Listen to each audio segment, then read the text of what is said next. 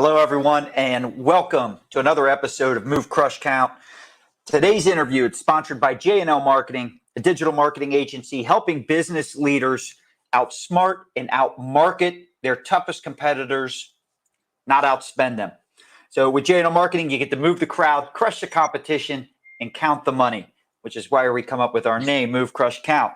Make sure to check out movecrushcount.com for more on future guests, as well as any new episodes. Make sure you hit that subscribe button. The title of today's interview is The Next Frontier in Video Advertising. My name is Scott Joseph, and today we're talking with video advertising expert Matt Wasserlauf. And Matt, I always want to make sure I got that last name correct? You nailed it. You nailed it. That's right.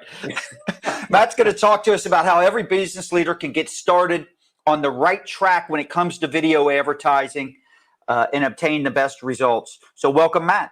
Great to be here. Thanks, Scott. Excited.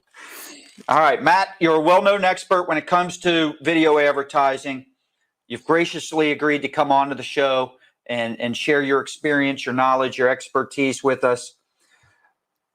I really want to, because the title of the show is The Next Frontier when it comes to on video advertising. And as I've said, you're an expert in this. I'm looking forward to, because I don't know if everybody understands what that is. Before we dive into a lot of questions, I want people to understand where you're coming from, your background, your education, what your experiences are, how you define what the next frontier is and why you define that. So let's, if I can ask you, what's your background? What's your experience? Sure. Thanks, Scott. I'm excited about this. Yes, my background is I was simply the first guy to put video ads on the web. So I'm dating myself. I've got a few years under me, but going back to the late 90s, I was taking, commercials, essentially TV spots, and putting them on the web for clients like Procter & Gamble, General Motors, Microsoft, you name it. They all were experimenting. All these companies were excited about that next frontier in the late 90s. I'm talking about over 20 years ago. And that's how I built my chops. So I'm a Jersey guy. My dad actually was a car dealer, but I got fascinated with, I started in television. So the first 10 years of my career, I worked at CBS, I worked at Warner Brothers. I had my hands on some of the best content in the world. At Warner Brothers, we launched Friends and ER. When I was at CBS, we launched Survivor, which is still in first run on television today, which is unbelievable. So rooted in TV, and then driving the vanguard in online video for the past 20 years. I want to go back to something you said, because it's a heck of a claim. The first person to start with and start promoting video on the internet, correct? I want to make sure you're not Al Gore us with inventing the internet, right? So I'm not Al Gore. I want to put that out there. So no, when I started doing video, the web was already well underway. So you had companies like Prodigy, AOL, which was America Online. So there were companies that were already laying the groundwork in web, but I was the guy holding up the flag to put your video creative TV spots on that web. Yeah, I'm going to ask for questions as well. So, this being a live show, a lot of times we do this podcast in a couple different formats. Sometimes I do them recorded on location where guests come to Louisville. We got a lot of iconic venues here, Churchill Downs, Muhammad Ali Center. We got all these speakeasies, distilleries. Sometimes we go to their location, and sometimes we do live, which is what we're doing today. So the nice part about live is we have an opportunity for anybody watching, whether it's on LinkedIn, whether it's on YouTube or Facebook. And by the way, I don't get all the questions that come through StreamYard here. We use StreamYard to help us with that stream.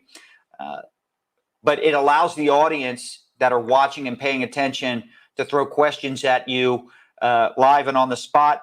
If we don't see a question and put it up, it's only because it didn't come through with the platform you're on, but we will get back to it later and answer them online for you as well. So we invite you, ask as many questions as you want. Matt's here to answer them. and we'll go from there. So it's an incredible background and history that you have. When I hear the word the next frontier on video, what does that mean to you? CTV, which stands for connected TV. Yep. CTV is the hot buzzword in the business. I think the pandemic accelerated that when we were all hunkered down looking for stuff to do in our homes. We increasingly went to our streaming providers.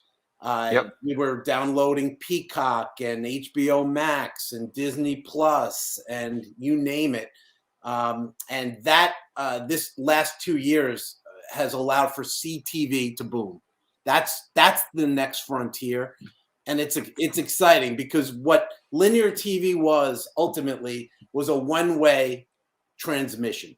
So, it came over through those towers to your local TV station, WDRB. I know the Fox affiliate in Louisville, and you watched your shows. Now, when you go to your streaming provider, they have data on you, and and you have a means to communicate back to that content provider. So all of a sudden, CTV now provides a two-way medium on video. So this is an exciting new frontier, as I said, has been accelerated by the current pandemic. And just so you know, back in the day, before this technology existed, I was a huge proponent and would recommend or advise businesses that a minimum of 50% of their budget would go to some type of direct response type of marketing.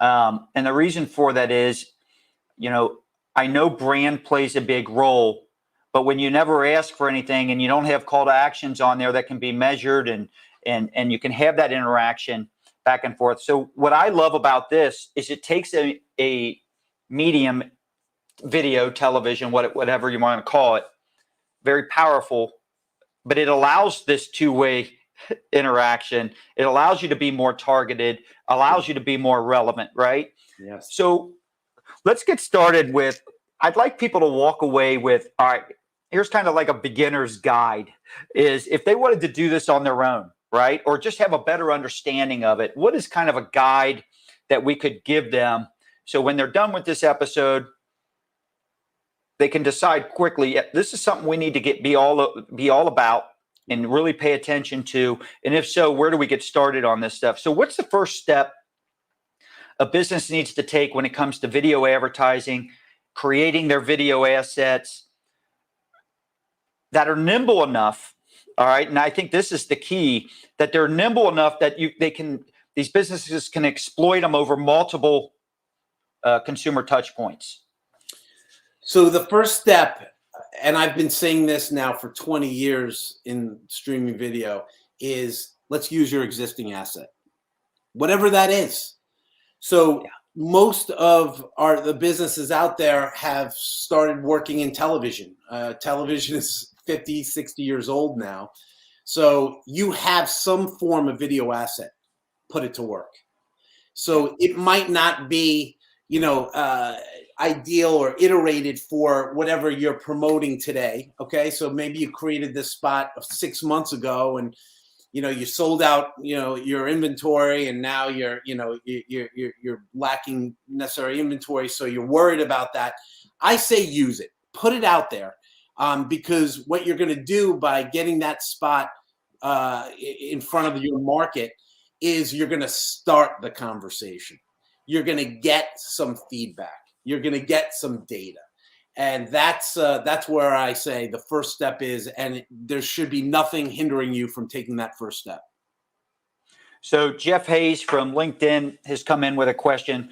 He goes, to Scott's point, can CTV be a better bottom of the funnel platform than traditional TV and even pre-roll social video ads?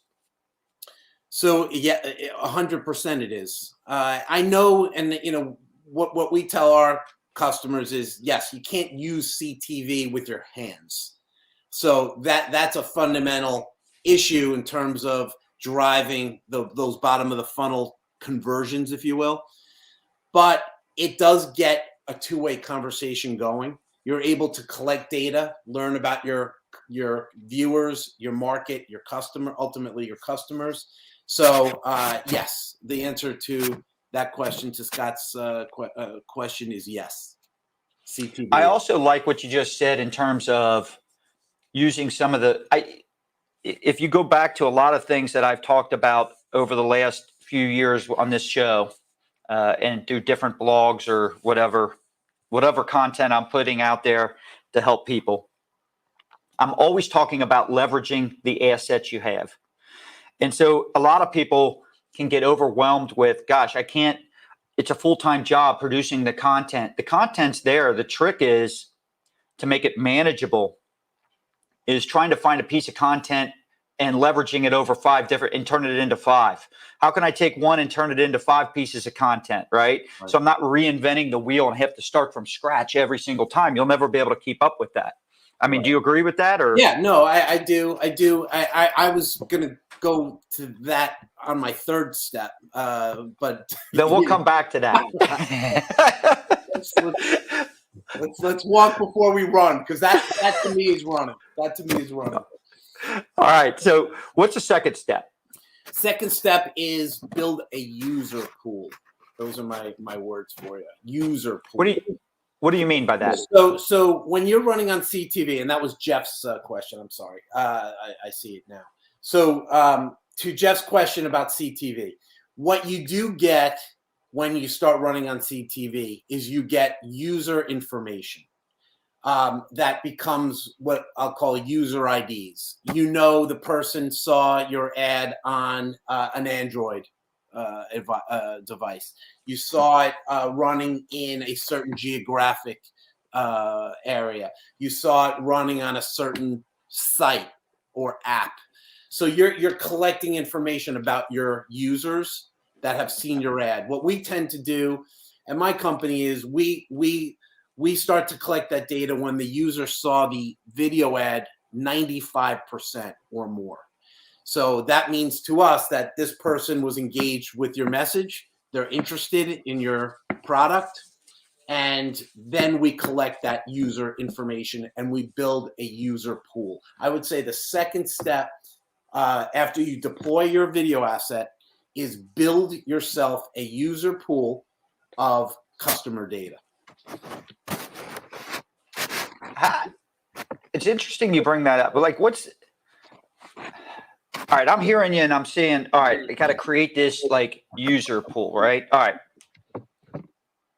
But what's the easiest way to get started in it? Like how do I feel like some people might be hearing that and be like, all right, I know what you mean conceptually, but how do I actually do it?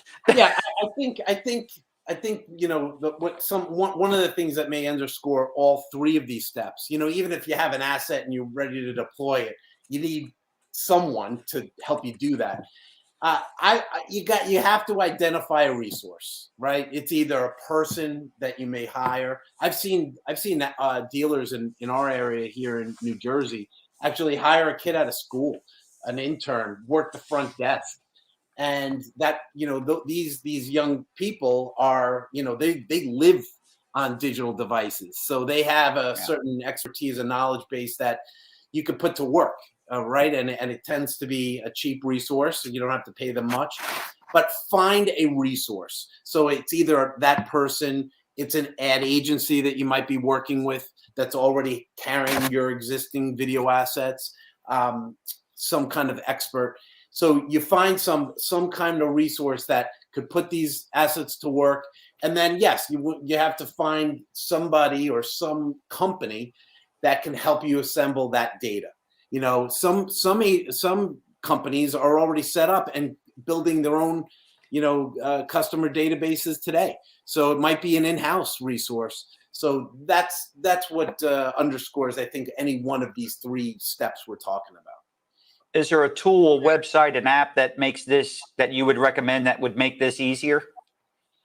A tool, I mean, there are, I would say, you know, a data analyst, you know, I see on LinkedIn a lot of companies looking for data analysts. data tools. It's not necessarily something I'm an expert in, but I find people who can do it. We have at our company, and so the answer is I don't know about a tool per se. Okay. I just think it's a capability that we all have to, identify and find resources for. As you're building up this pool of data and this pool of people, how long does this typically take before you have the quantity, the size of the pool is where you want it to be? I think it happens very quickly. Okay. Most of the customers we have, I mean, I'm blown away by, the many hundreds of thousands, millions, tens of millions that they aggregate quite fast.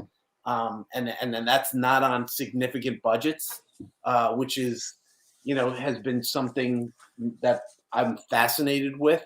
The fact is there is scale today on streaming video and streaming in general, and so lots of people are consuming this content and information, and that data is out there. It's a matter of finding that resource to collect it. So that's where there's a big emphasis today. Do you see a lot of people get stuck at this step? In other words, yes, they paralysis through analysis, right? Oh, I don't know how to do this. I don't know what I'm doing here. And so all the excuses of why not to start something or do something start piling up because this isn't in their comfort zone, so to speak. Right. Yeah. And they love the idea, but I don't mean to make this second step, more complex than it needs to be. The fact is, my industry, the streaming video industry, has made it very hard.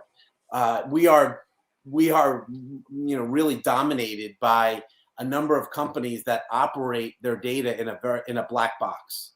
So they're not making this information readily available. So if, let's just say, you've taken that first step, you've deployed your video assets, a lot of these companies are using social media to push those out. The social media titans are keeping that data to themselves. They're not sharing that with you. So that's become a huge barrier that's made this second step very, very difficult. So I don't mean to make it, or make it sound like it's an easy step.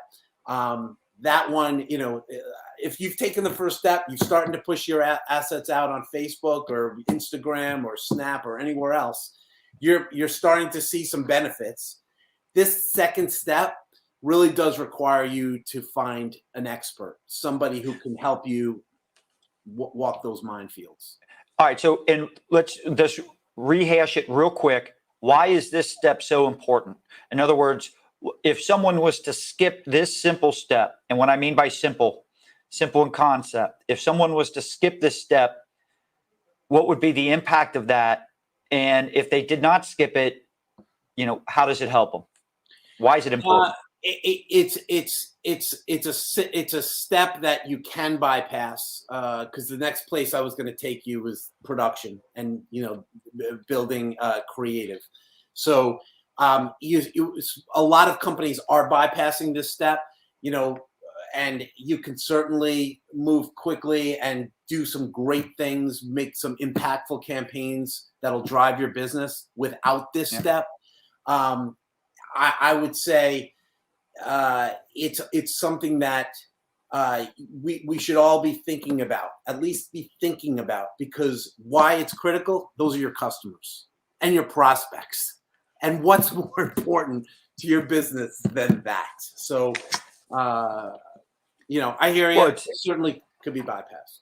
I was on Facebook. I was on Facebook just the other day, and I saw one of my connections, friends, ask a marketing question, which was simple. She said, data versus gut, ? Gut versus data, ? Or over data, right? So she's asking which is most important to all the people that follow and are connected to her. You go with your gut or do you go with data? To me, it's obvious. If you're in marketing at all, and if you don't choose data over gut instinct, I'd love to compete against that person all day long. To me, and I put up a graphic on that post that basically along, I don't have the exact words, but along the lines of, the marketplace, the people who buy or use your services or buy your products, they vote loud and clear with their wallet, right? They speak loud and clear with their wallet as to what you should do. And that is the data that tells you what you need to do. If they're not paying attention to something and you're not measuring it, or if you're measuring it and they're not paying attention to specific ads and you're testing certain things, you're going to clearly see what's moving the needle and what is not. And that's the direction you go. Gut instinct, I don't. I've accumulated a lot of data over the years in terms of different campaigns that we've done. And I can tell you that I've also had clients want to do certain things that from a gut instinct or just you would think would be common sense and be like, yeah, that makes sense. But the data says otherwise.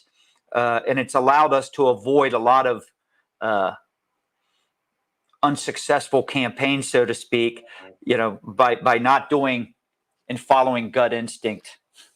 I mean, and that's the efficiency. That's winning. That's a winning strategy. It takes a lot of that uncertainty out of the market. What's the third step? In other words, if I want to take my video advertising to the next level or where video's headed, right? And I need to create these video assets. I need them to be, I got multiple touch points. What's the third step I need to do? Let's start creating, messaging that's going to make that impact. There's no question that the old line television spots, they've worked for a very long time and they continue to work on a more limited audience now on television.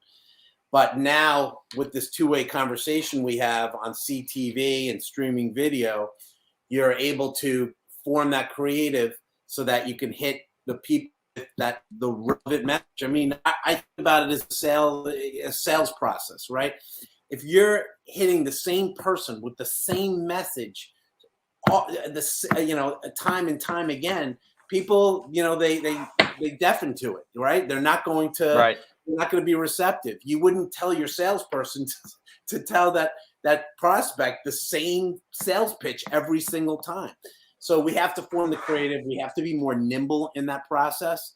There's no better time to start experimenting with new creative than now for, two reasons. One, we have the means to do it through streaming video.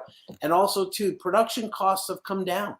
We can all be producers on our phone. We can create new video creative, with resources that were not available to us in old days. So for those two reasons, we've got to form the creative, speak to our audiences, and there you go. This thing here is supposed to be able to do all kinds of great things. I don't know how to use it, all right, other than snap the picture and hit record on video. Right. Yeah, but there are not only are a lot of people that can, but even if you went back to your traditional ad agency, Scott, they get it, right? This is a whole new world, and cut that deal that allows them to come in on a more frequent basis, and create that more nimble messaging. That's the third step, and we're seeing huge returns for customers. I mean, this is a great time to experiment. So let me ask you this question, because I think everybody understands what we mean by being relevant, and which is basically what you're saying here is, all right, now you've put out your first step, you've put out the content that you have, you've built up this pool, you've accumulated this data. Now I need to know what the heck who my audience is, and I want to make things that appeal to them, right? But let's say someone wants to do this on their own.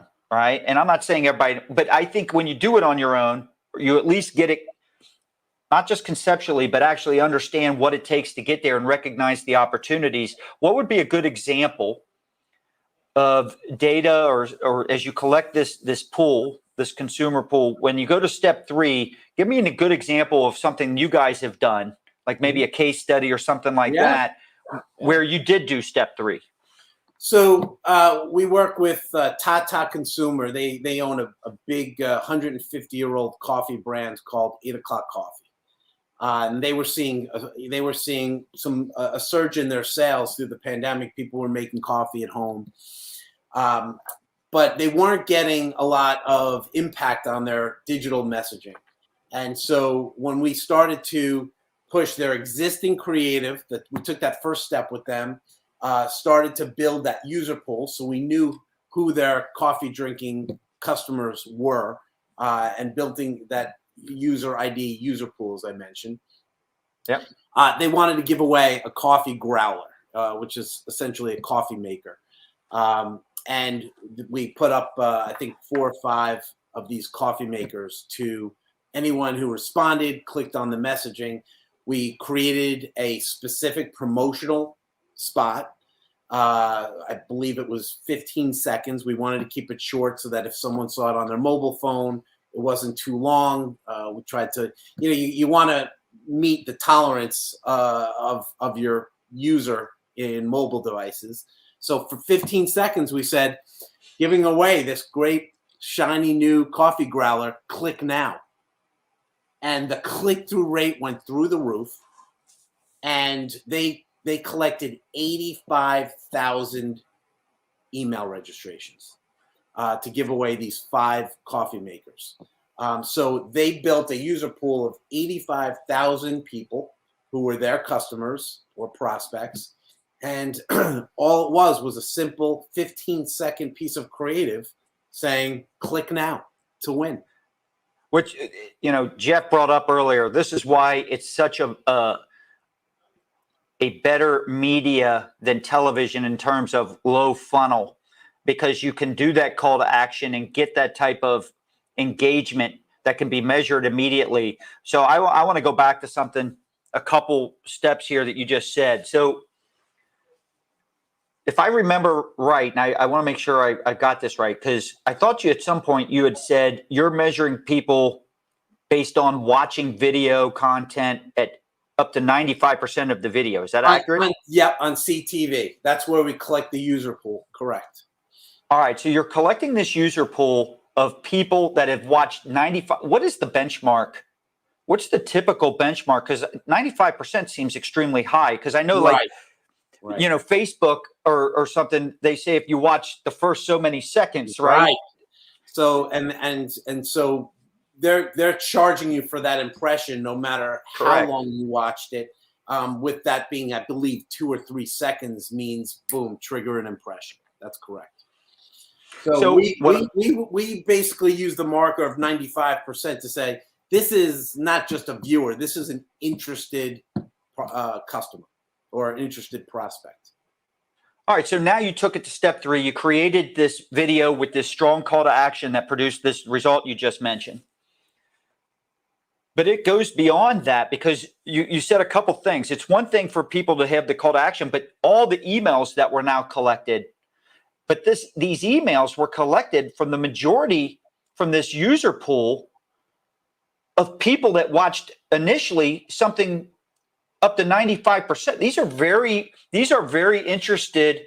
This is a target audience that is exactly who you want to be marketing to. And now you've collected all these emails. So now you're taking it beyond the video and the television, and you've got nurture campaigns that you can start, trigger mark, and different type of triggers and things that you could do based on future engagement or whatever the response might be from the audience. This just keeps going and building. I just absolutely love it. Yeah, no, I mean, they asked for impact. They got impact. It was an incredible case study.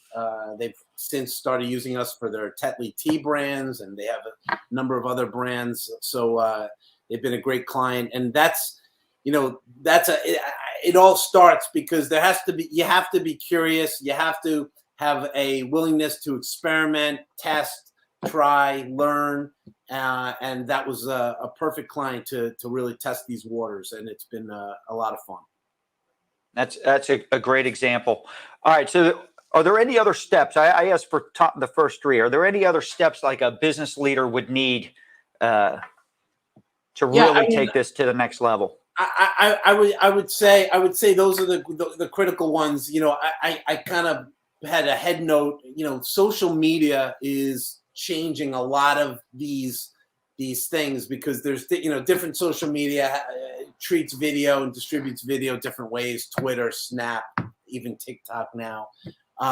So I would say as a final step, just maintain that curiosity. Try to experiment on a lot of these new platforms. They all have different, without it could be dizzying. And, I know a lot of companies, it's hard enough just to get through those first 3 steps. But, I logged on to TikTok. I haven't really used it a lot, but I see it as a growing platform worldwide. And I do look on it. My kids talk about it all the time. So I would say keep that curiosity. And if there's one last step, keep an eye on all these, because the social media business changes every day. It changes every day. So the curiosity. So I'm a business leader. I want to do this. What you're saying makes sense to me. I like the potential and all the other things it opens up that we just discussed with the emails. What's the right mindset for me to take going into this? I think, just as I said, you be open for new ideas and willing to experiment, because now not only are new companies being born on the back of these new distribution platforms, but old ones are being rendered irrelevant. So you really it's now survival. So you have to be open to trying new ideas, experimenting, and try to have fun with it. That would be the ultimate mindset. Have some fun with this. As I keep mentioning, this dealer near us here in Jersey, they hired a young lady. She's really super talented. She understands all these new platforms, and she's sort of become like a champion at the shop. And she's trying new things, and everybody's excited about these new tests and new opportunities, and they're starting to see results, and they're asking her how they can scale these things. So try to have fun with it. It's a new world. How important is patience? It's super important. I'm an impatient guy. How important is patience in this? Yeah, no. I mean, listen. I think it's important to it's important to be patient to the extent that you try new things and you want to understand and give it time, the necessary time to see those opportunities through. I'd say impatience is more important because you got to push. You got to push to these new things, and without the impatience, you're putting your company at risk.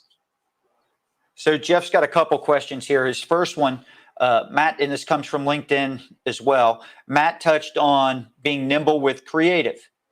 What are companies doing to create a large amount of video creative quickly? And then he added a follow-up question, and cost effectively. Right.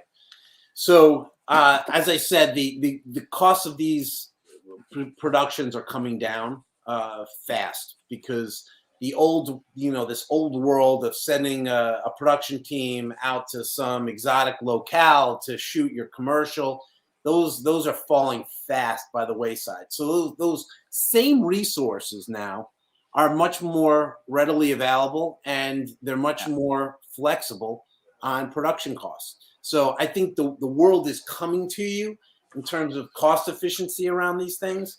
But I also think it's a good idea to start testing new production resources with an eye on social, with an eye on shorter form, with an eye on utilizing those data that we talked about, user pools. So experimentation with new production resources, I actually think is a great next step. So I would say you have to be nimble, and we talked about it as that third step. And I would say worth experimenting or trying or testing with an existing relationship, on production relationship. But I do think it's really important to start testing new resources. So Dusty Sutherland, I've been connected with him on a lot of different social platforms over the years. He's got an interesting comment. I want your take on it. Relevancy is more important than production value. I agree with that. Those older resources will probably argue and say, we need 3 cameras. We need to be out in Vancouver shooting this stuff. I need my first class ticket, my first class plane ticket. So, and that's absolutely right, because now you want to emphasize nimble. You want to emphasize targeting to more niche audiences with that message, and you want to be more relevant and on point. So you could have the greatest production team and all the work done right, but if you're not talking to what the audience wants to hear and speaking to their wants and needs and why it's important to them, it doesn't matter. And they're also onto it. Like this new, these new audiences, when they see it, they smell it, they feel it, and it doesn't feel right to them. So if you're not kind of bringing this down to a level that speaks to these new audiences, they're going to be onto that. He follows up. Customers buy when they feel understood, which is to the point you just had mentioned. I'm glad, Dusty. Thank you for putting these up there. Very important to bring that up. Let me ask you, Matt, where do you see people wasting a lot of time when it comes to their video content or video advertising? I think they're, when there's strong relationships, right? I mean, we talk about television being rooted in our culture for the past 50, 60 years. It's easy to continue to go to those same relationships. And I do feel that, that hinders the process. It's not often as efficient. It doesn't test some of these new, methods that we're talking about. So a lot of time and effort's lost in that. When we're trying to fit, a round peg in a square hole, or a square peg in a round hole. So that's I see a lot of time wasted there. Yeah. Where would you say the biggest challenges are, especially moving forward when it comes to video? Currently, and then potentially, I guess, in the future? Like, what are the biggest challenges in doing this right? I think there's a couple of big challenges. We mentioned it early on. Digital has created a very complex ecosystem. That's really where I spend a lot of my time and losing a lot of my hair is, it's dominated by the big titans. We know them. They're often going up in front of Congress, right? Facebook, Google, Amazon, and those companies have built very complex systems. When you talk about aggregating data, targeting to that data, they manage it all in a black box. I spend most of my time trying to try to build some kind of light inside of those black boxes and declutter those black boxes. So that's where it's tough. And as you build, you have to start there. I mean, those companies do control a lot of this. And it's worth finding resources, experts that can help you, mine those fields. But that's where a lot of So I'm a business owner, and all right, video's where it's at. Man, I can use all these resources. I can have it be more interactive. I want to go all in on this. But man, I just don't have the time. What time management tips can you offer that would save people a lot of time when it comes to creating the right type of content? I feel like there's certain things you could probably do yourself to get started. Whether it's we kid about it, shoot it on your phone. Shoot a piece of creative. Serve it off of your social media site, Facebook or Instagram. See what kind of reactions you get. See what kind of followers you get. I think it's important to just take those first steps. Do what you can. Find somebody at your company that can help you do that. maybe hire an intern. That could be the best, expense, best cost you take on. I think it's important to take baby steps and start to see what kind of impact you can make yourself. And if you feel the benefits of those impacts, forge on. Is there any type of story or case study or example that you want to share with us that kind of just really sums up everything that we've talked about? I talked about 8 o'clock coffee. They were incredible. I've had, without naming the name, it's the largest, QSR food chain. It's Tex-Mex. They're based out on the West Coast. They gave us $50,000. According to a third-party source called Foursquare, we lifted their sales over $1 million. Over $1 million. What was the original investment? $50,000. Yeah. So that is a baby step. It had profound results. The client is incredulous. We're talking about big things. I share that because that's what it takes. It's a baby step. Take that first step. Take that, try to push a second step, but do something, because this opportunity in CTV and streaming video is really, really powerful. It's building a whole new businesses, industries, and it's so important for your futures to take, to at least test these waters. So we've got a question coming in from YouTube, Stephen Peak, and he's holding a video camera. So are we near the end of traditional TV ads? Is it worth companies spending money to advertise on cable where you don't get any data other than estimated Nielsen ratings? We are.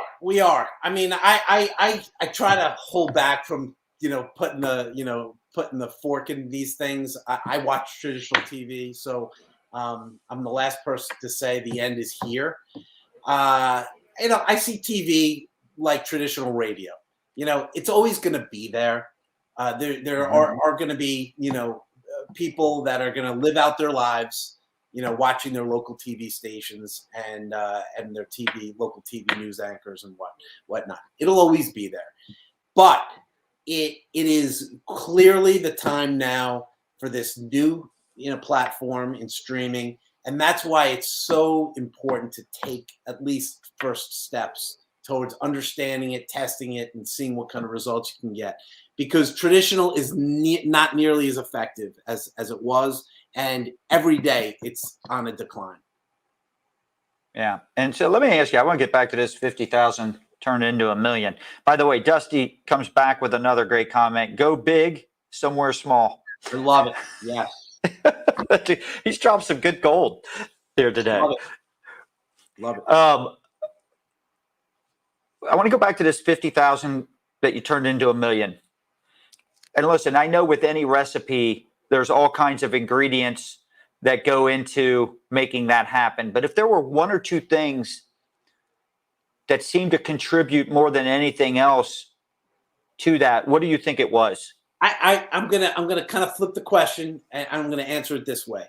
They actually gave us creative that drove you to their app, but they analyzed us or rated us on how we drove in-store sales. So they gave us the wrong creative, and we still drove those $1 million in store. That's why I say it's so important to test. It almost doesn't matter. Use whatever you have, whatever existing creative you have. It's so important to use that. But to your question, I mean, one, we gave them excellent execution. We made sure we hit the right audience. We were clear about who they wanted to reach, where they wanted to reach it. This marketer loves sports and marketing in sports, so we did that. We marketed their message in meal times, so we really tightened that targeting around day parts. So those are a couple of the ingredients. Okay. First off, I think the show's been outstanding. A lot of times we talk about video marketing and video advertising. I've participated in other people's shows on this, but I love how specific you got today with a lot of the suggestions that you made in the guide that you kind of took us through. Hold on here. We got one more. Brian's putting up, he's doing my job for me, Brian Toole. He's got your website up there. Thank you. Yes, Thank you, Brian. That's right. It's my Blockboard. Let me get the ticker down. Thank you, Brian. Now we just need a better website, but it works for today. It's actually the top priority at our company. So, but yes, that's us. Ours could be the same. Listen,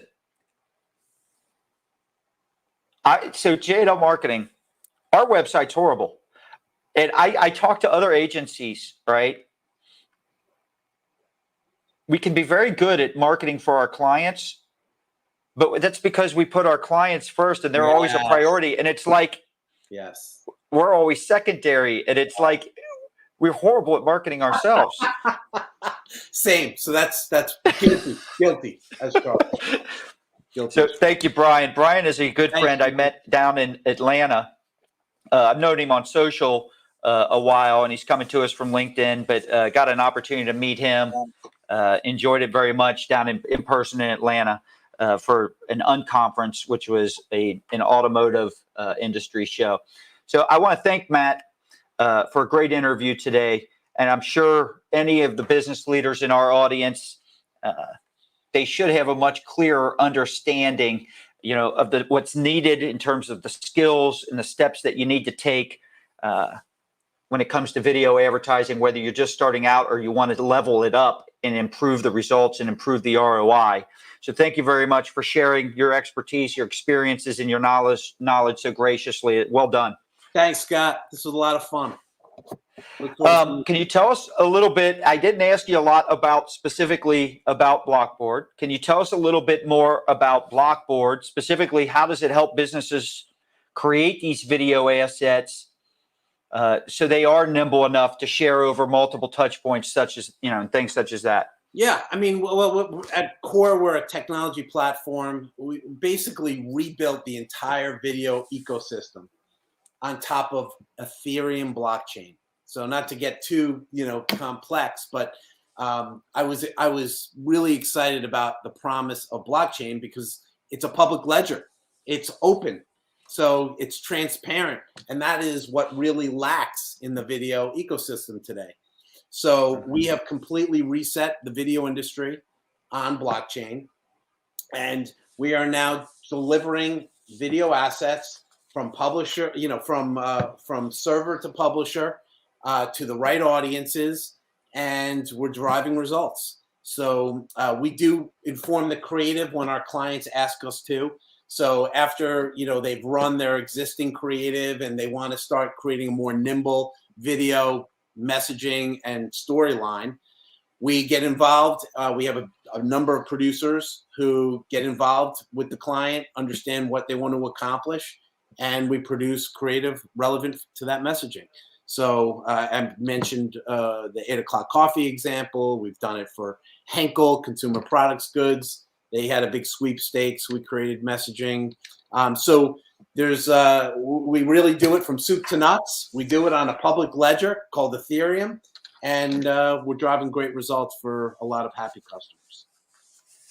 Well, I want to thank you again, Matt, for sharing with all of us. I also want to thank the MCC audience out there, the Move Crush Count audience, and the business leaders who have joined us for what I think was an amazing guide to video advertising and help you get off on the right foot or correct something you might not be doing or doing well.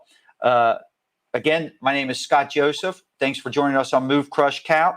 Once again, if you want more information about Matt or Blockboard, you can visit and I will make sure I say this right. I got it down on the ticker correct now, myblockboard.com. Thank you. All right. So www.myblockboard.com. Go there, get more information about Matt and Blockboard. Make sure you also follow Move Crush Count and subscribe to the Move Crush Count podcast on YouTube, Instagram, and Twitter. You can also join us on LinkedIn. We have groups on LinkedIn and Facebook where people like Matt are on there. So, Matt, I'm pretty sure you're part of our group on both. If not, make sure you get in there, because if people ask any questions of you or want some advice, hopefully you can get in there and offer them that firsthand. I want you to visit Move Crush Count for more information in terms of future guests, new episodes. Make sure you subscribe. Today's interview was sponsored by J&L Marketing, a digital marketing agency helping business leaders outsmart and outmarket their toughest competitors, not outspend them. I want to get the banner up. I got sponsored by J&L. There we go. I got somebody. I got somebody behind the scenes helping me do all this stuff. You're in good hands. That's exactly right. Let me get the Move Crush Count up there. Listen, your marketing can perform better, and you want an agency that can specialize in deep data, marketing strategy. You've touched on all this stuff here, by the way, and campaign management. I want you to check out J&L Marketing so you can enjoy the excitement that comes when you move the crowd, crush your competition, count the money. Have a great day.